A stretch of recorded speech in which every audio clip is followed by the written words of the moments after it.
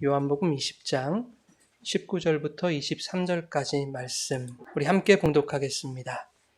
이날 곧 안식 후 첫날 저녁 때에 제자들이 유대인들을 두려워하여 모인 곳의 문들을 닫았더니 예수께서 오사 가운데 서서 이르시되 너희에게 평강이 있을지어다. 이 말씀을 하시고 손과 옆구리를 보이시니 제자들이 주를 보고 기뻐하더라.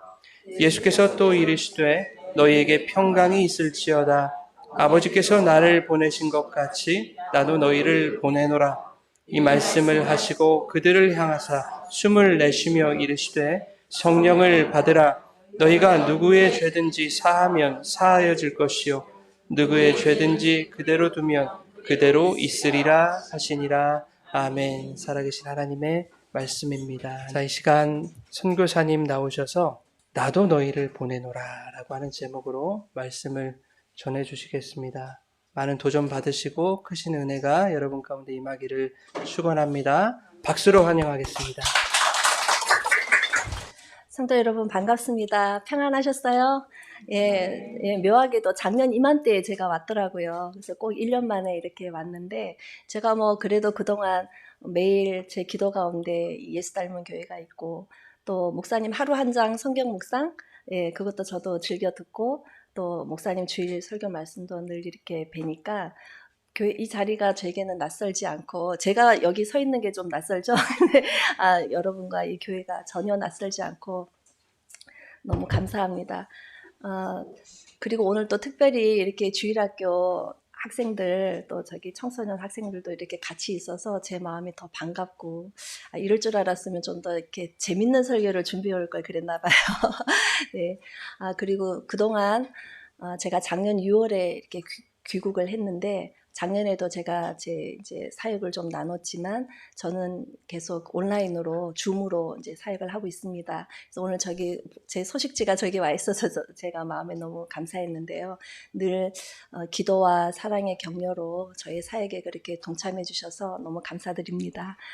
저는 계속 이제 온라인으로 매일 아침 새벽 예배 드리고 또 토요일 아침에는 또 소그룹 모임이 있고 성경 공부 훈련하고 지난 1년 동안 또 많은 성장이 있어서 여러분께 특별히 제 사역을 위해서 이제 기도 부탁드릴 것은 저희가 소그룹이 6개 소그룹이 있는데요. 토요일 아침마다 모임하는 조금 확장이 돼서 이제 소그룹을 한 4개 정도 더 늘리려고 해요. 마침 이제 일꾼이 있어야 되는데 또 소그룹 리더를 할 만한 그런 일꾼들이 또 세워져서 지금 훈련 중인데 이제 가능하면 올해 안으로 소그룹을 10개 소그룹으로 좀 확장해서 이렇게 하려고 합니다. 제가 이제 온라인으로 하다 보니까 많은 게 한계점이 있어요. 그래서 정말 기도가 필요하고 저와 10명의 그 소그룹 리더들이 충실하게 이 사명을 잘 감당할 수 있도록 또 계속 기도 부탁드립니다. 또 하나 이제 기도 부탁드릴 것은 제가 지금 11월부터 주일 예배를 드리려고 준비하고 있거든요. 근데 저는 제가 혼자 이렇게 사역을 하다 보니 제가 아무런 인터넷 어떤 그 예배 방송 이런 걸 할 만한 설비도 없고요. 저는 또 옛날 사람이다 보니까 이렇게 우리 김영비 목사님처럼 이렇게 이렇게 편집하고 저는 그런 것도 못해요. 그냥 기본적인 것만 저는 이제 하고 있어서 하나님이 제게 주신 이제 마음이 중국이 땅이 넓잖아요. 그래서 중국말로 시엔청이라고 합니다. 현청. 그러니까 우리로 치면 행정 단위가 이제 지방 중소도시나 군 단위의 그런 이제 지방 중소도시인데 한 2,700여 개, 800매가 된다고 해요. 근데 80% 이상이 교회당이 없습니다. 그래서 이제 대도시 같은 데는 가정교회도 많고 이제 삼자교회, 전통적인 교회도 많은데 저희가 이제 사역이 이렇게 확장이 되다 보니까 이제 갈수록 점점 더 그런 지방의 작은 도시에 거주하는 이제 자매들을 제가 이렇게 많이 만나게 돼요. 정말 하나님 너무 신기하세요. 교회당도 없고 복음 전하는 사람도 없고 인도하는 사람도 없는데 그 믿음을 갖고 있어요. 그 자매들이. 근데 제가 이제 사역하는 대상들이 그 메어리 케이라고 아세요 혹시?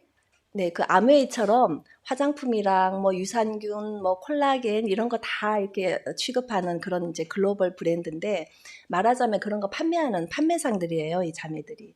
그래서 저의 사역 대상자들은 중국의 한 40여 개 도시에 흩어져 있어요. 제가 중국에 거주를 해도 어차피 온라인으로 할 수밖에 없는 상황이거든요. 이제 아쉬운 거는 제가 중국의 상해나 이렇게 거주하면 좀 가끔 이렇게 순방을 할 수 있는데 제가 한국에 있다 보니 이제 그게 좀 어려워서 올해는 나가지 못했는데 내년 상반기에는 제가 어쨌든 한번 순방 사역을 나가려고 지금 기도하고 준비하고 있습니다. 그래서 이제 그렇게 이렇게 흩어져서 이렇게 있다 보니까 그런 그 지방에 아까 말씀드린 대로 교회가 없는 지역에 사는 이제 자매들을 많이 만나게 되고 이제 그런 자매들이 이런 메어리 K 회사 안에서 그냥 리더가 있을 거 아니에요. 이렇게 피라미드 조직이다 보니까 그런 사람으로 아름아름으로 이렇게 복음을 들어서 예수는 믿고 있는데 그냥 예수님 믿는다 이거 마음속에 믿는다 이거지 뭐 성경책도 없는 사람들이 대부분이고요. 뭐 목사가 뭐 하는 사람인지 뭐 예수님이 하나님이 누구신지 그냥 예수 믿고 구원받는다 그것만 알지 복음을 잘 몰라요. 그래서 이제 그런 사람들을 보다 보니까 제가 마음에 자꾸 이제 부담이 되는 거죠. 온라인으로 하다 보니 새벽 예배나 이런 성경 공부 훈련하는데 사람들을 무한정으로 다 받아서 할 수가 없거든요. 온라인이라고 무조건 다 그렇게 할 수도 없고 줌 회의실에 참여할 수 있는 인원도 제한이 있고 또 중국이 완전히 자유롭지 못하다 보니 보안 문제 이런 것도 신경을 써야 되고 제가 마음에 자꾸 부담이 돼서 이제 하나님이 제게 주신 말씀은 너 무슨 뭐 인터넷 이런 거 화려하게 예배 뭐 하는 그런 거 설비 같은 거 필요 없고 그냥 이렇게 그 땅에서 예배받기 원하시는 그 하나님의 마음으로 그렇게 예배드릴 장소도 없고 인도할 사람도 없는 목자 없이 흩어진 양처럼 그렇게 그냥 있는 그 사람들 그냥 한 사람 한 사람 데리고 그냥 예배드려라. 그냥 그 마음 주셨어요. 그래서 그냥 지금 뭐 거창하게 준비하는 거 없고요. 그냥 마음의 준비해서 계속 기도하면서 저희 소그룹이나 성경 공부 훈련하는 이 과정에서 케어할 수 없는 그것조차 손길이 닿지 않는 그 사람들 좀 한 사람 한 사람 찾아서 같이 예배 드리려고 합니다. 그래서 그 주일 예배를 위해서 기도해 주시기 부탁드립니다. 저만 좀 성령 충만하고 강건하고 그럼 될 것 같아요. 그래서 제가 늘 강건할 수 있도록 기도 부탁드립니다. 네, 그래서 또 때때로 저렇게 소식지 보내드리면 또 잘 보시고 기도해 주세요. 함께 너무 감사드립니다. 그래서 오늘 제가 말씀을 8월 달에 목사님하고 약속했거든요. 10월 15일 날 오기로. 그래서 이제 8월 중에 여기 이제 약속을 정한 이후에 계속 너무 기대하는 마음이 있었어요. 그래서 말씀도 늘 이 마음을 거의 2달 가까이 제 마음과 머릿속에 이렇게 담으면서 준비를 했는데 오늘 성령님께서 저희와 함께 하시기를 기도합니다. 예, 제가 잠깐 기도하고 말씀 전하겠습니다.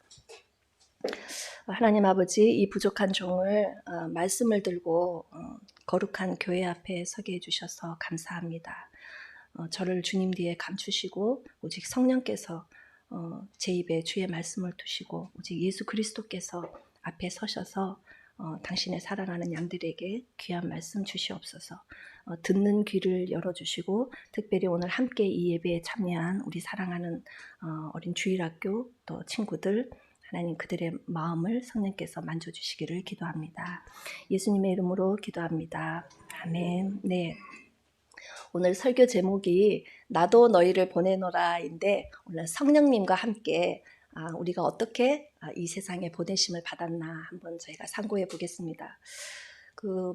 성경에 4복음서가 있잖아요. 근데 복음서마다 예수님의 그 부활과 승천에 대한 기록과 묘사가 조금씩 다릅니다. 근데 공통적인 것은 다 부활하신 그 주님이 제자들에게 사명을 주시고 세상으로 파송하셨다는 것을 이제 증거하는 거거든요. 특히 이게 사명을 부여하는 장면에서 요한복음이 굉장히 독특해요. 다른 복음사와 달리. 근데 오늘 바로 이제 오늘 본문인 거죠. 그래서 이 오늘 본문의 배경은 예수님이 부활하신 다음에 처음으로 그 12제자 가운데 나타나신 거거든요. 정확히 말하면 11제자죠. 나타나신 때인데 부활하시고 나타나셨으니까 십자가에서 돌아가신 지 불과 며칠 전이죠. 3일 전인데 며칠 전에 예수님이 십자가에서 처형당하실 때 제자들이 다 도망갔잖아요. 다 흩어져서 도망가고 또 예수님 부인하고 막 이렇게 미숙하고 어리석은 실수를 저질렀는데 예수님이 그들을 향한 그 사랑과 신뢰가 여전히 변하지 않았다는 거죠. 그리고 그 제자들을 향한 주님의 계획도 하나도 변하지 않았어요. 깨어지지 않았어요. 이게 너무 저는 위로가 되는 것 같아요. 우리가 어떠하든 우리를 향하신 하나님의 사랑과 계획도 변하시지 않는다는 거예요. 그래서 오늘 이 그리고 이제 오늘 이 짧은 본문 속에 예수님이 2번이나 그 평안의 그 축복을 주시거든요. 19절에 보면 예수께서 오사 가운데 서서 이르시되 너희에게 평강이 있을지어다. 그리고 또 21절에 너희에게 평강이 있을지어다. 아버지께서 나를 보내신 것 같이 나도 너희를 보내노라. 그러니까 19절에서 예수님이 오시자마자 너희에게 평강이 있을지어다 하는 거는 제자들이 얼마나 미안하겠어요. 부활하신 예수님을 만났을 때 면목이 없죠.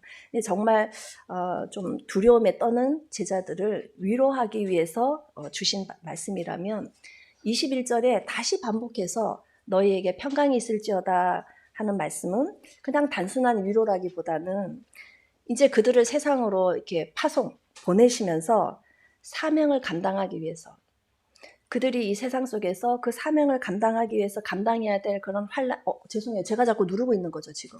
아니에요? 네. 네. 그들이 감당해야 될 그런 환란이나 핍박, 이런 고난이 있기 때문에 그런 것과 관련해서 너희에게 평강이 있을지어다 이렇게 주시는 거예요.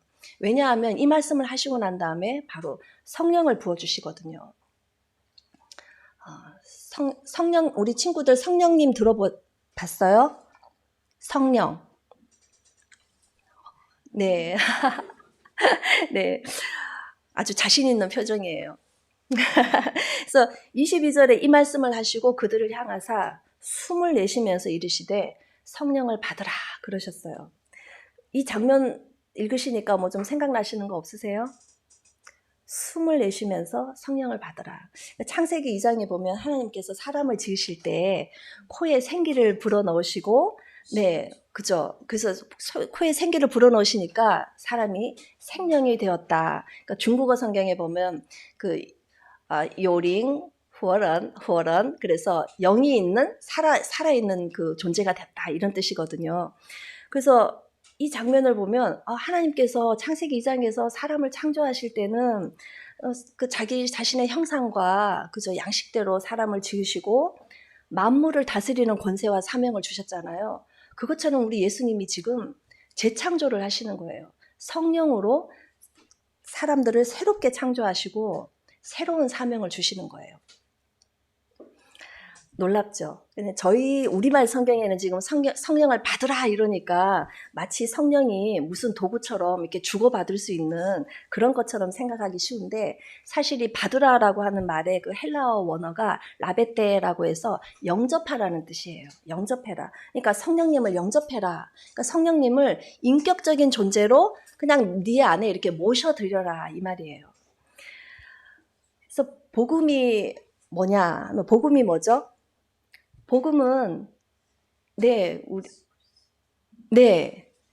예수님께서 십자가에서 죽으심으로 우리 죄를 담당하시고 또 부활하셔서 영원한 생명을 주셨다. 그 기쁜 소식이잖아요. 이게 복음이거든요.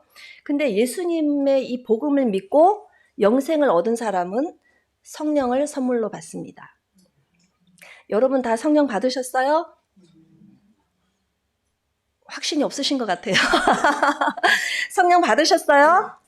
아멘. 네. 성령을 받으면 뭐 좀 이렇게 막 불같은 기도를 하고 뭐 방언도 하고 막 이러면 막 휙휙 넘어가고 좀 뭐 그래야지 성령 세례 받는 거 아닌가? 그렇게 좀 오해를 하시는 분들이 많은데 성령 세례의 본질은 그런 거 아닙니다.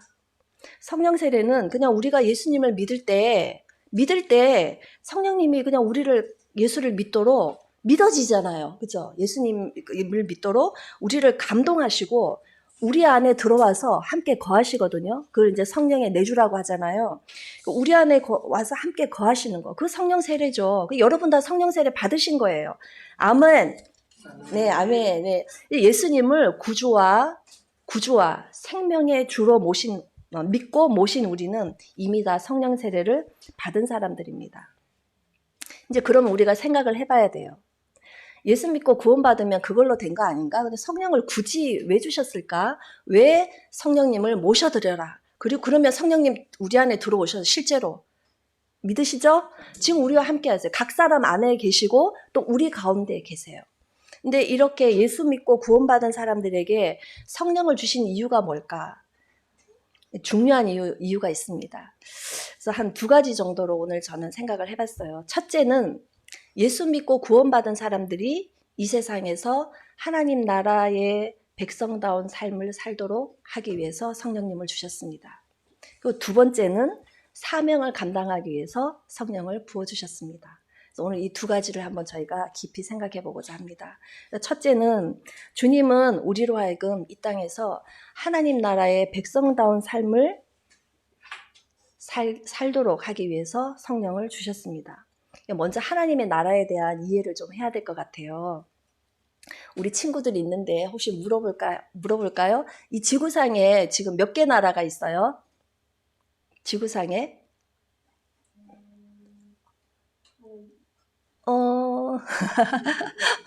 정확하지 않아도 괜찮아요. 몇 개 정도 있는 것 같아요, 이 지구상에 나라가? 지금 더 생겼는지 오늘 저도 오늘 와서 처음 봤어요. 서아프리카의 베냉이라고 하나요? 저는 무슨 도시 이름인 줄 알았는데 나라 이름이더라고요. 그래서 저런 나라가 있었구나. 우리가 모르는 나라들이 너무 많아요. 아마 유엔에서 공식적으로 발표한 나라 수가 한 215개인가? 하여튼 200개, 응? 200개? 210 몇 개가 되는 것 같아요. 하여간에 그렇게 많은 나라가 있어요. 그런데 성경에는 오직 2개의 나라에 대해서만 얘기를 해요. 네, 2개의 나라. 바로 하나님의 나라와 어둠의 권세가 장악하고 있는 흑암의 나라. 이 두 개로만 이 세상을 봅니다, 성경은. 그러면 나라가 2개니까 자연히 2 나라의 백성들이 있겠죠. 나라가 있으면 백성이 있을 거 아니에요? 그러면 성경이 보는 이 세상은 오직 2개의 나라, 2개의 백성만 있는 거예요. 2 종류의 백성. 먼저 이제 우리 친구들도 있으니까 제가 짧게 얘기를 하자면 하나님이 이 세상을 창조하셨죠. 그러면 하나님이 이 세상을 창조하신 왕이시죠. 이 세상을 만드셨으니까. 하나님이 왕이신데 그 왕의 권세를 이 땅에 이 왕의 권세를 인간에게 주셨거든요. 그런데 그 인간이 사탄의 유혹에 넘어가서 그만 범죄했잖아요. 그죠?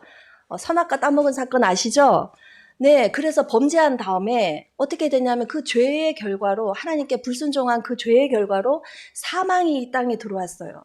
그래서 그냥 이 땅은 그냥 어둠의 나라로 변했고 이 땅에 살고 있는 사람은 하나님을 대리하는 그런 왕의 위엄과 왕의 영광을 잃어버리고 일생 동안 죄와 사망의 권세에 매여서 종노릇 하다가 죽고 또 영원한 사망에 들어가야 되는 그런 운명에 처하고 말았거든요. 근데 하나님이 세상을 사랑하사 우리를 사랑하셔서 그 아들 예수를 보내주셔서 그 사탄과 사망의 권세에 빼앗긴 그 왕권을 회복하고 인간이 다시 하나님의 자녀된 신분을 회복하고 하나님과 다시 친밀한 관계를 누리도록 그 구원의 길을 여신 거거든요. 좀 되게 쉽게 이해가 되셨죠? 예, 그래서 이 어둠으로 가득 찬 이 세상에 예수님이 빛으로 오신 거예요. 나는 빛이라, 세상의 빛이라. 그리고 예수님이 생명으로, 나는 생명이다. 생명으로 오셨고 왕으로 오셨어요. 왕으로 오셨으니까, 왕이 여기 오셨으니까 그 왕의 나라가 같이 왔을 거 아니에요? 왕이 있는 곳에 그 왕의 나라가 있는 거죠. 그죠? 그러면 생각해 보세요. 예수님이 이 땅에 오실 때 왕권을 회복하셨다. 하나님의 왕권을. 그럼 뭐가 임한 거예요? 그분의 나라, 하나님의 나라가 예수님이 이 땅에 오심과 함께 이미 이 땅에 임한 거예요. 아멘이시죠? 네, 우리 모두 소망이 있어요. 죽으면 나는 천당 가, 천국 가. 근데 이제 천국 눈에 안 보이잖아요. 그죠? 근데 이게 영적인 나라거든요. 근데 놀랍게도 그 천국이 분명히 어떤 장소가 있죠. 하나님의 보좌가 있고 근데 중요한 거는 이 땅의 현실 세계에 그 하나님의 나라가 예수님이 이 땅에 오실 때 이미 임했다는 것입니다. 그래서 골로새서 1장 13절 말씀 저희가 한번 같이 보겠습니다. 네, 같이 읽겠습니다. 골로새서 1장 13절 말씀, 네, 같이 읽겠습니다. 시작. 그가 우리를 흑암의 권세에서 건져내사 그의 사랑의 아들의 나라로 옮기셨으니, 네, 여기 보세요. 흑암의 권세에서, 흑암의 나라에서 옮기셨대요. 그 아들의 나라로, 빛의 나라로. 그 여기 있단 말이에요. 그 두 개의 나라가. 눈에 보이진 않지만. 근데 여러분과 제가 모두 예수님을 믿기 전에는 어디에 살고 있었겠어요? 흑암의 나라에, 그 어둠의 권세에 갇힌 사람이었는데, 이제는 거기서 나와서 예수 그리스도의 나라, 빛과 생명이 가득한 하나님의 나라에 들어와 있어요. 그래서 이 보이는 세상에서 우리는 누구예요? 한국인이에요. 그죠? 한국인이고 이 한국 땅에 살고 있는데 동시에 우리는 영원한 하나님 나라 안에 또 살고 있는 거예요. 영적인 나라에서는. 아멘이시죠? 그럼 반대로 예수님을 믿지 않는 사람들은 어떻게 살고 있어요, 지금? 아직도 다 이 어둠의 세계에 속해서 어둠의 세계 안에 흑암의 권세에 매여서 살고 있는 거예요. 자신들이 모르고 있을 뿐이죠. 그러니까 이 세상에 있는 모든 사람들은 다 이렇게 이중적인 신분을 갖고 살고 있어요. 그러니까 이게 성경의 세계관입니다. 그 성경의 세계관에는 오직 하나님을 경외하는 하나님 나라의 백성이 있고, 아직 예수님을 모르고 예수님을 믿지 않아서 죄와 사망에 매여서 일생 동안 사탄에게 종로를 타는 어둠의 백성들이 있는 거예요. 그럼 우리가 어떻게 해야 되겠어요? 빨리 사람들 빨리 일로 들어와 초청해야 되죠. 이게 전도하는 거죠. 그래서 이게 영적인, 조금 전에도 말씀드렸지만 영적인 나라기 때문에 비록 눈에는 보이지 않지만 이 현실 세계 이면에 이 두 나라가 실존하고 있습니다. 이거 어디 무슨 우리 친구들이 하는 뭐 게임 속에 무슨 그 뭐 가상의 무슨 세계, 가상의 나라 이야기가 아니라요. 네, 영적인 세계에 이게 현실인 거죠. 영적인 나라니까 장소의 개념으로 생각하시면 안 되는 거예요. 뭐로 생각해야 되냐면 하나님의 나라나 어둠의 나라는 통치의 개념으로 이해를 해야 됩니다. 내가 하나님의 통치를 받고 있으면 거기가 바로 하나님의 나라인 거예요. 대신에 내가 하나님께 순종하지 않고 아직도 예수님을 믿지 않고 어둠에 속해 있으면 누구의 통치를 받아요? 그 어둠의 권세를 장악하고 있는 사단의 지배를 받는 사단의 백성인 거예요. 어둠의 백성이 되는 겁니다. 그래서 하나님의 다스림을 받는 우리는 하나님의 나라에 살고 있는 하나님의 백성이고, 하나님과 상관없이 살고 있는 사람들은 어둠의 백성이라는 거예요. 눈에 보이는 것이 다가 아닙니다. 네. 그래서 이제 우리가 그러면 예수님을 믿고 구원받았다. 하나님의 자녀가 됐고 어둠의 나라에서 광명한 하나님의 나라로 옮겨져서 나는 이제 하나님의 백성이다라고 하는 걸 어떻게 알 수 있을까요? 어떻게? 예수님 믿었는데 뭐 그대로잖아요. 그죠? 여전히 여기 현실 세계에서는 뭐 드러나는 변화가 없는 것 같아요. 근데 아주 강력한 증거가 있습니다. 여러분이 어둠의 나라에서 하나님의 나라로 옮겨졌다는 강력한 증거가 있는데 그게 바로 성령입니다. 그래서 에베소서 1장 13절 말씀과 4장 30절 말씀 저희가 연속해서 같이 한번 읽겠습니다. 시작! 그 안에서 너희도 진리의 말씀, 곧 너희의 구원의 복음을 듣고 그 안에서 또한 믿어 약속의 성령으로 인치심을 받았으니. 4장 30절 하나님의 성령을 근심하게 하지 말라. 그 안에서 너희가 구원의 날까지 인치심을 받았느니라 하셨습니다. 인치는 게 뭐냐 하면요. 우리 친구들 혹시 엄마 심부름으로 정육점 가서 돼지고기 사본 적 있어요? 없어요? 요새는 다 인터넷 쿠팡에서 시키시나요? 네, 그리고 요즘에 그 돼지고기들 사보면 다 이렇게 껍질들을 이렇게 손질을 해서 못 보는 것 같아요. 근데 저희 어렸을 때, 돼지고기 사면 권사님들 아시죠? 뭐가 있어요? 도장이 있어요, 도장. 뭐 시퍼렇고 시뻘건 도장들이 탁탁 찍혀 있어요. 그걸 보면 이 고기를 어느 농장에서 왔다라는 거 알 수 있는 거죠? 그게 바로 인치는 거예요. 그게 바로 인치는. 그러니까 고대 사회에서 노예들이 어느 주인에게 속했나라는 거를 표시하려고 불도장 있죠? 불도장으로 그 노예들의 피부에다가 도장을 꽉 찍었거든요. 그게 지금 인쳤다는 뜻이에요. 그런데 하나님이 너는 내 거야, 너는 내 딸이야, 너는 내 아들이야 라고, 너는 내 백성이야 라고 딱 인을 쳤단 말이에요. 흔적을. 그게 바로 성령이라는 것입니다. 우리가 하나님의 소유가 됐다, 하나님의 백성이 됐다라는 영원히 지울 수 없고 변할 수 없는 확실한 보증이 바로 성령입니다. 아멘. 네. 그래서 이 성령님께서 우리가 예수를 믿을 때 우리 안에 이렇게 들어오셔서 확실한 보증이 되시면서 우리가 이 땅에서 하나님 나라의 백성다운 삶을 살도록 우리를 가르치시고 인도하시고 도우신다는 거예요. 그래서 보혜사 성령이잖아. 보혜사, 돕는 분이다. 정리를 좀 하자면요. 하나님의 나라가 죽어서만 가는 천당, 천국이 아니고 예수님과 함께 이미 이 땅 가운데 들어왔고 예수님이 오실 때까지 계속 확장하면서 성숙해 가실 것입니다. 우리가 예수 믿을 때 그냥 바로 천당 가면 제일 간단하고 좋을 텐데 네. 근데 이미 임한 이 하나님 나라, 그런데 아직 완성되지 않은, 왜냐하면 예수님 다시 오실 때 이 세상이 끝나고 새하늘과 새 땅이 임할 거잖아요. 그러니까 저희는 지금 이 땅에 살고 있는 우리 성도들은 어떤 상태를 살아가고 있느냐, 이미 임한 하나님의 나라와 아직은 완전히 실현되지 않은 하나님 나라, 이 중간 과정 속에 사는 거예요. 이 땅에서.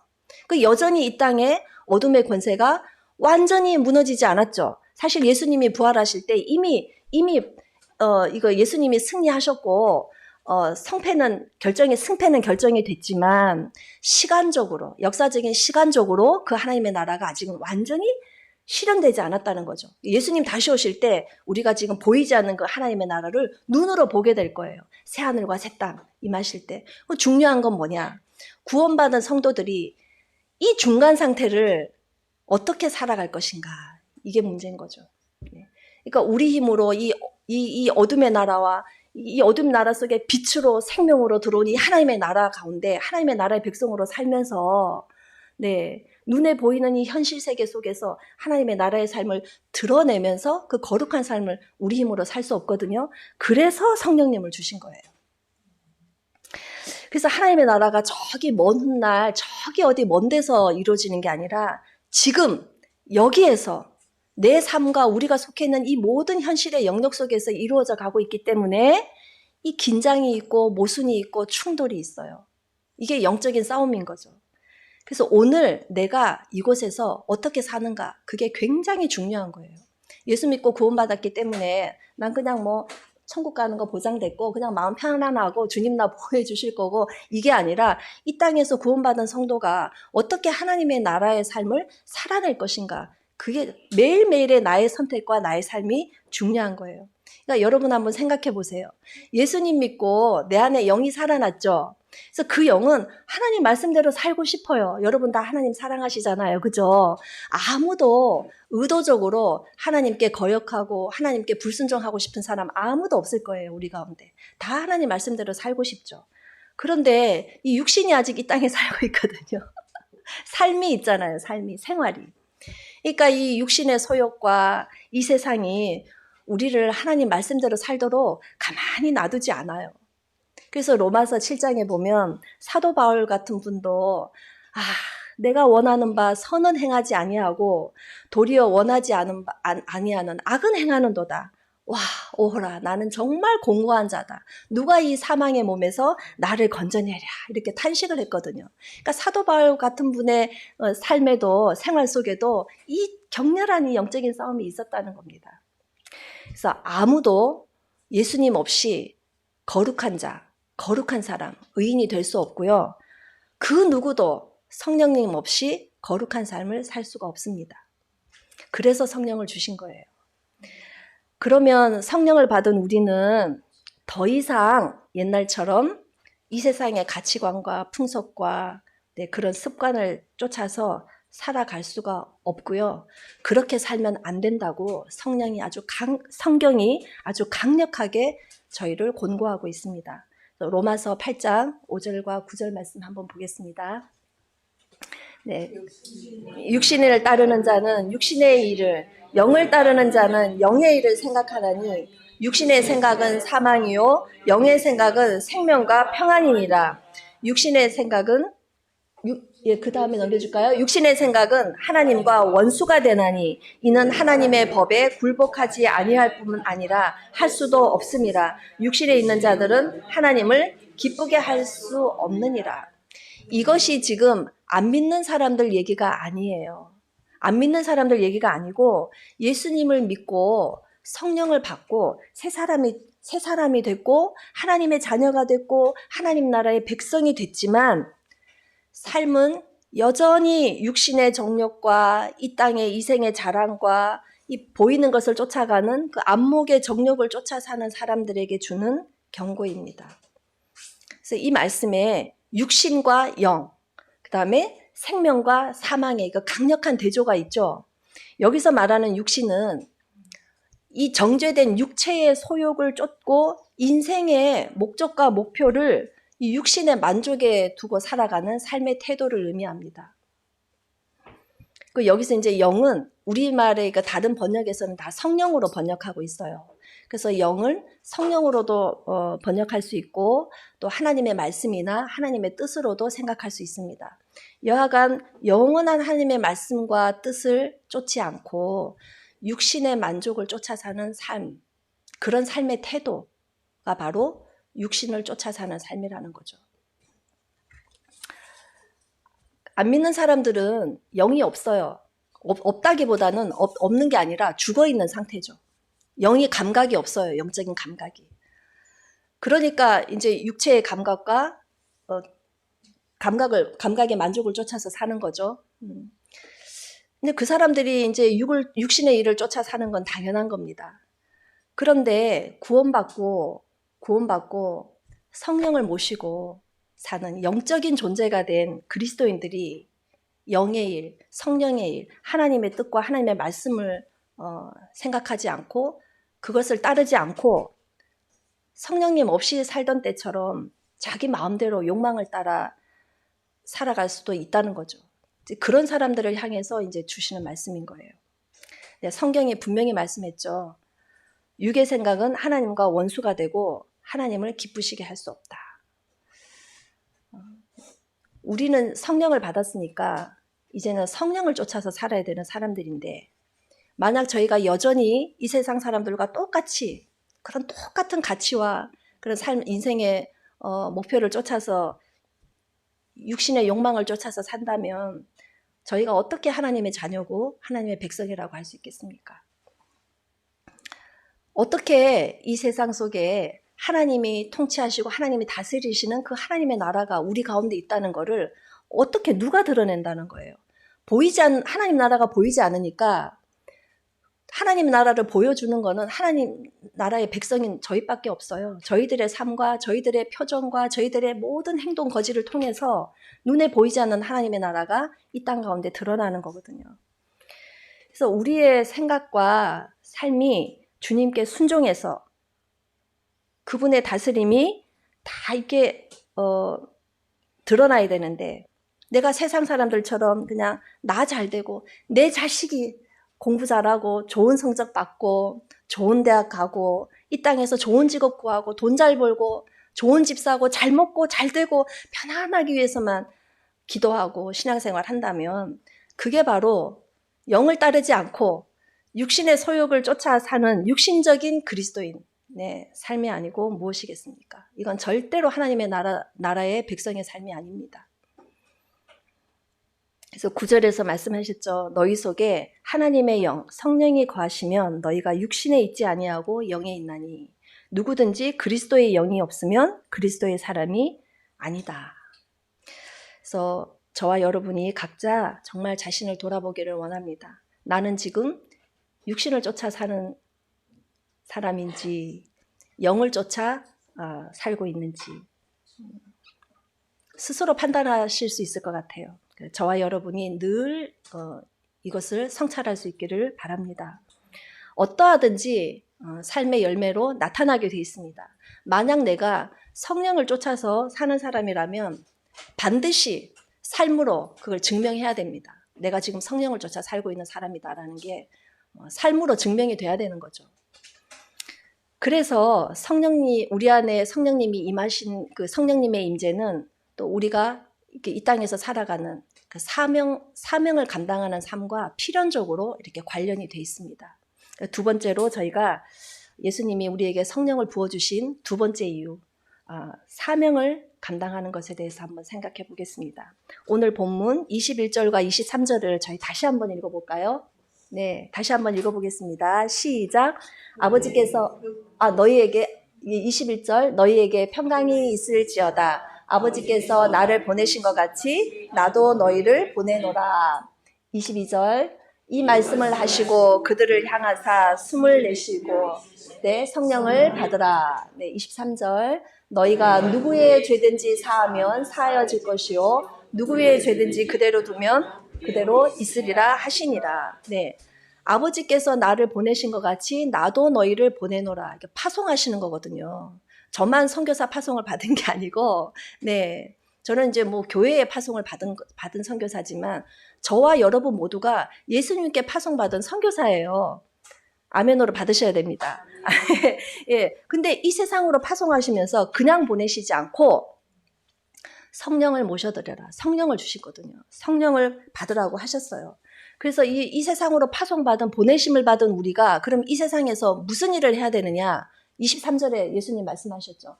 누구의 죄든지 사하면 사하여지고 그대로 두면 그대로 있으리라. 여러분, 죄를 사하는 권세는 하나님께만 있는 거예요. 그런데 그 죄 사함의 권세를 우리에게 위임하신 거예요. 안 놀라시네요. 안 하나님의 대리자라고요. 죄 사함의 권세를 우리에게 주신 거예요. 그럼 마태복음 18장 18절에서 이렇게 말씀하셨죠. 무엇이든지 너희가 땅에서 매면 하늘에서도 매일 것이요 무엇이든지 땅에서 풀면 하늘에서도 풀리리라. 그러니까 죄와 사망의 사슬에 묶여있는 이 사람들을 자유하게 하고 생명을 얻게 하는 거 예수 그리스도의 사역이잖아요. 그 예수 그리스도의 사역을 지금 우리 보고 하라고 보내신 거예요. 우리에게 위임하셨다고요. 그렇지만 성령님이 없이는 이 죄와 사망의 권세를 이기고 사람들을 묶고 있는 이 사슬을 깨트릴 수가 없습니다. 그래서 예수님께서도 내가 성령의 능력을 힘입어서 귀신을 쫓아낸다. 그 귀신이 누구예요? 귀신이 어둠의 권세에 말하자면 군사잖아요. 그러니까 귀신을 쫓아낸다는 것은 흑암의 나라, 어둠의 나라를 물리치는 거거든요. 무너뜨리는 거거든요. 하나님의 나라가 들어가는 거거든요.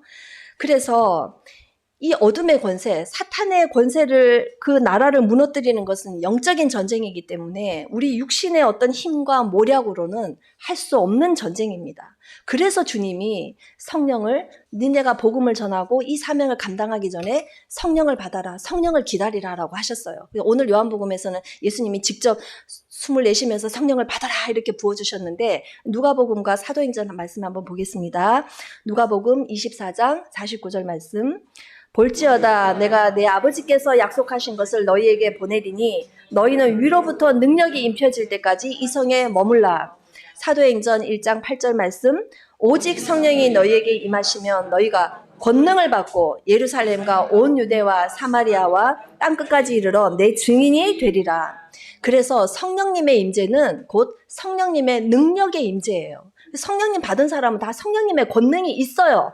아멘. 예. 내주하시는 우리 성령님께서 우리의 인격과 삶이 점점점 예수 그리스도의 형상으로 변화하도록 양육하시고 이제 성령의 아름다운 9가지 열매를 이렇게 맺어내시잖아요. 그는 내적인 충만이죠. 내적인 충만. 근데 성령님 임재하시면 반드시 사탄의 나라를 대항하고 무너뜨리는 강력한 권능이 함께 임합니다. 그리고 우리 모든 사람에게 그런 성령님이 주시는 강력한 은사와 능력이 이미 임하셨다는 것을 믿으시기 바랍니다. 그래서 하나님 성령님께서 우리 성도 각 사람과 이 교회를 사용하셔서 교회 공동체를 사용하셔서 이 땅에서 하나님의 나라를 계속 이루어 가시는 거예요. 예. 그래서 이제 결론으로 들어갑니다. 그럼 하나님의 나라, 그리고 사명, 영적인 싸움, 이러니까 이건 좀 나하고 좀, 별로 현실감이 없다. 상관없는 먼 얘기 아닌가? 이렇게 들으실 것 같아요. 그런데 전혀 그렇지 않습니다. 우리가 첫 번째 예수님이 우리에게 성령을 부어주신 이유가 이 땅에서 하나님의 나라의 백성답게 살도록 하기 위해서라고 했잖아요. 그럼 이 어둠의 나라 가운데서 하나님의 나라의 백성을 살면 자연히 원하지 않아도 이미 이런 영적인 싸움 가운데 우리가 서 있는 거예요. 이 영적인 전쟁터에 서 있는 거고 이 사명의 길을 자연스럽게 갈 수밖에 없습니다. 하나님의 나라의 백성이니까 우리가 한국 사람이니까 한국 땅에 살면 한국의 법을 지켜야 되잖아요. 마찬가지로 우리가 하나님의 나라의 백성이니까 하나님의 법대로 뜻대로 살면 됩니다. 어렵게 생각하시지 말고 먼 나라 얘기처럼 생각하시지 말고요. 그냥 일상생활 속에서 그냥 하나님의 기뻐하시는 일이면 하고 하나님이 기뻐하시지 않는 일이면 안 하고 아주 단순해요. 그래서 우리 친구들도 학교에서 친구들이 다 이렇게 하니까 나도 그냥 이렇게 하는 거야. 아무 생각 없이 그렇게 하면 안 돼요. 이거 우리 예수님이 기뻐하시나? 안 기뻐하시나? 잘 모르겠으면 주일학교 선생님한테 여쭤보고 부모님께 여쭤보고 목사님한테 여쭤보고 해야 돼요. 또 기도하고. 네, 아주 단순해요. 내 생명의 주인은 예수님이시다. 그럼 주님이 기뻐하시는 일이면 하고 안 기뻐하시는 일이면 안 하고. 지금 남자 집사님들, 장로님들 아이고 선교사님 세상살이 쉽지 않습니다. 그러시는 것 같아요. 표정이. 성경이 아주 명확하게 알려줘요. 하나님이 기뻐하시는 일이 뭘까요? 뭘까요? 죄와 사슬에, 사망의 사슬에 권세에 묶여있는 사람들을 자유하게 해야 됩니다. 자유하게 하려면 그 사람들이 복음을 들어야 돼요. 예수님의 복음을. 그래서 죄에서 벗어나 자유하고 영생을 얻도록 복음 전하는 거 하나님 기뻐하시는 일이죠. 또 염려하지 마라 그랬으면 염려하지 마세요. 하지 마라고 하셨으니까 이유 달지 말고 그냥 염려하지 마세요. 안 하면 됩니다. 네, 그리고 하나님 신뢰하는 거죠. 주신다고 했으니 주시겠지.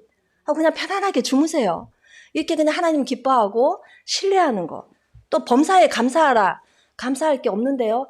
그냥 범사에 감사하라고 했으니까 안 돼도 감사, 잘 돼도 감사, 그냥 감사하세요. 그냥 단순하게 따라가시면 됩니다. 그죠, 목사님? 네. 재물 섬기지 말라고 했으니까 섬기지 마세요.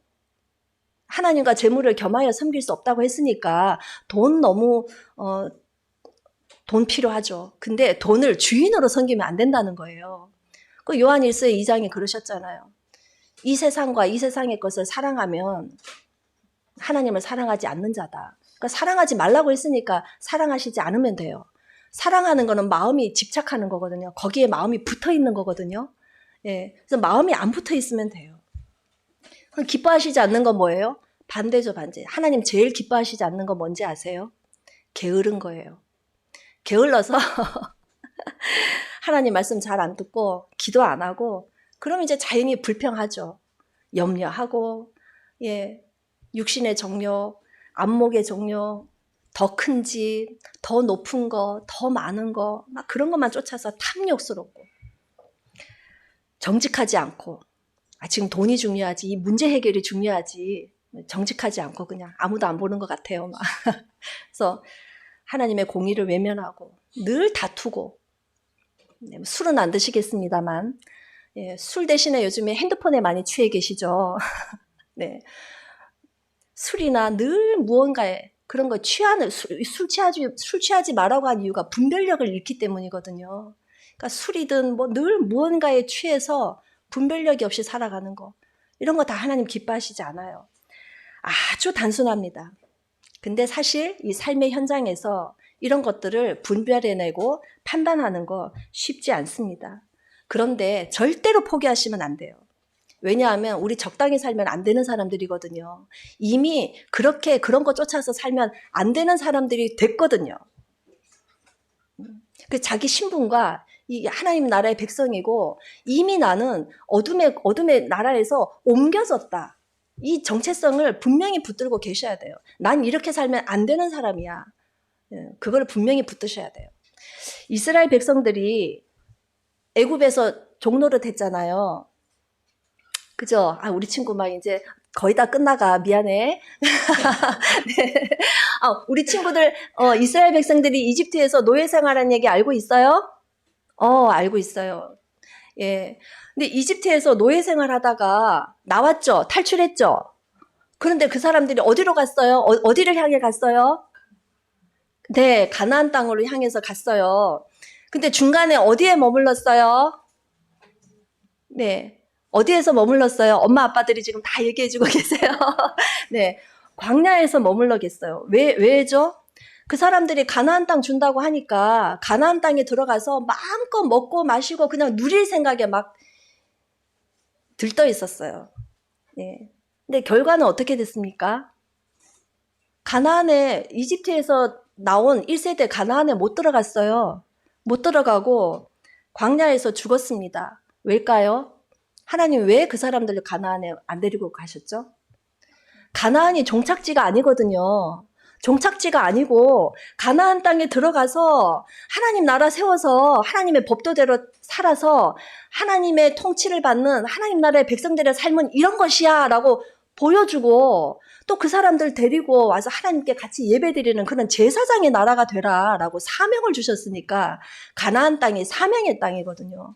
내가 가서 막 죽어서 뭐 영원토록 누리고 사는 그런 천당이 아니라 사명의 땅인데 거기를 그냥 종착지로 막 누리고 사는 삶을 향유하는 그런 것으로 생각해서 탐욕에 빠졌습니다. 결과는 이제 못 들어갔고 먹고 마시고 배부르고 등 따신 것만 생각하다가 그렇게 됐거든요. 저희도 마찬가지입니다. 예수님 믿고 구원받았으니까 이제 예수님 주는 축복 마음대로 누리고 이 땅에서 평안하게 사는 것만 남았어. 아니고요. 아니고 이 땅이 종착지가 아닙니다.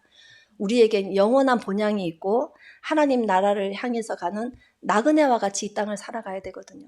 이 땅이 우리에게는 하나님의 나라를 드러내고 이 땅에 하나님의 통치가 이 땅에 다 펼쳐지도록 온 땅에 펼쳐지도록 우리가 그렇게 살아내야 되는 사명자예요. 사명의 땅이에요. 이 세상이. 아멘. 네. 그래서 예수 그리스도 안에서 성령을 모시고 사는 우리는 더 이상 이전의 삶의 방식으로 살아갈 수도 없고 그렇게 살아서도 안 됩니다. 그래서 이 땅에서 보이는 현실만 보고 육체적인 어떤 감각 이런 만족을 위해서만 매여 살면 안 됩니다. 나는 이제 성령을 쫓아서 하나님의 말씀을 쫓아서 하나님 나라의 백성답게 살겠다라고 결단하십시오. 네. 가정과 직장과 또 우리 친구들 학교에서 이게 삶의 모든 현장에서 나는 이제 성경적인 원리로 살겠습니다. 그래서 하나님의 통치가 하나님의 다스림이 드러나도록 나를 통해서 하나님의 나라가 내가 있는 모든 곳에 하나님의 통치가 하나님의 나라가 임하고 드러나도록 나는 그렇게 순종하면서 살겠다라고 이렇게 결단하시기 바랍니다. 예, 저와 여러분이 어떠하든지 나는 거룩한 하나님의 백성이다. 이런 정체성과 그에 합당한 삶을 살아내려고 이렇게 몸부림치면서 살 수 있기를 원합니다. 내가 어디서든 뭘 하든 하나님 말씀대로 순종하면 거기에 바로 하나님의 나라가 임한다는 거 꼭 기억하십시오. 그래서 아버지께서 나를 보내신 것 같이 나도 너희를 보내노라. 예수님이 날마다 우리를 이 세상 속으로 이렇게 보내셨다는 것을 기억하시기 바랍니다. 그래서 가정에서, 직장에서, 학교 교실에 들어갈 때마다 선포하세요. 선포하세요. 지금 나를 통해서 하나님의 나라가 여기에 임했다. 이렇게 선포하세요. 아멘. 네, 그렇게 매일매일 여러분의 가정과 일터와 학교 교실에 여러분으로 인해서 예수님의 이름이 높아지고 하나님께 합당한 영광이 올려지고 하나님의 나라가 임하는 그런 역사가 일어나기를 축복합니다. 그리고 예수 닮은 교회로 인해서 이 동네에 이 전주 땅에 대한민국의 열방에 하나님의 나라가 힘차게 임하고 하나님 아버지와 우리 예수 그리스도께 모든 영광이 돌려지기를 기도합니다. 나의